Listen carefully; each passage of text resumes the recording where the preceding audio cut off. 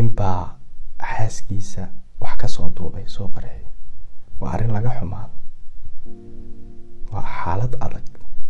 2015 kala maraya dadka social media aad ugu soo batay maxaa u faa'iido u leeyahay maxaa xumaan u leeyahay mid ka badan social media faa'iidana u leeyahay xumaanna u leeyahay marka aan focus ka saaro bulshada Soomaaliyeed iyo sida ay u isticmaalayaan khasaaraha iyo dhibaatada uu ku hayo social media khaasatan platformiga TikTok haba yaraatee horta ma oran karo anigu waxaan aaminsanahay shakhsiyan 20% inay faa'iido ku qabaan laakiin 80 kale in dhibaato iyo xumaan iyo balanbal inay ku hayaan wax faa'iido haba yaraatee uma leh faa'iidada ay ku qabaan waxa weyn tusaale dad badan baa jiro wanaagsan wax yar bay ka bartaan meel maxaan ku dhahay lagu sheekaysto dad badan bay iska bartaan xataa waxaan oran karaa calaf baa laga helaa dad badan baa iska caashaqo iska guursada waa faa'iidooyinka kooban dad badan waxa jira wanaag iyo quraanka ku soo tabiya meel wax laga baran karo way tahay waa 20% kaliya faa'iidada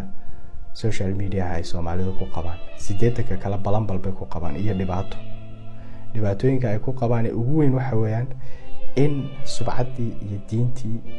diintii iyo dhaqankii inuu meesha ka baxayo in diintii social media dadkii ay maskaxdoodu qaar waalwaalani ay bedelayaan oo meeyayaan dhaqankiina way ku waayaan waxay noqdeen dad isla guriyahaas ay dhex fadhiyaan kadibna waxay isku dayayaan noloshooda dhan inay soo gudbiyaan waxaad maqlaysaa xaaladaha ugu adag maraba in aanu afkayga iska xumeeyo oo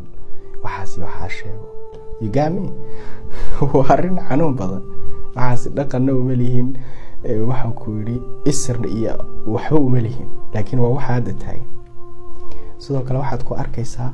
in dad badan oo xunxun ay social media ku jiraan oo raba bulshada Soomaaliyeed weerar bay ku soo qaaday jihad bay kula jiraan waxay rabaan inay ka bedelaan diinta iyo dhaqanka laga saaro meesha iyo afki waa in laga taxadiraa laga fiirsadaa qaabka aad u isticmaalayso adaa go'aaminaya marka waxaan kugula talin lahaa walaalkayow walaashayay waxaan kugula talin lahaa qolalka aad tagaysid iyo meelaha aad wax ka daawanaysid iyo qaabka aad u isticmaalaysid social media ha noqdo mid controlkeeda aad adigu gacanta ku haysid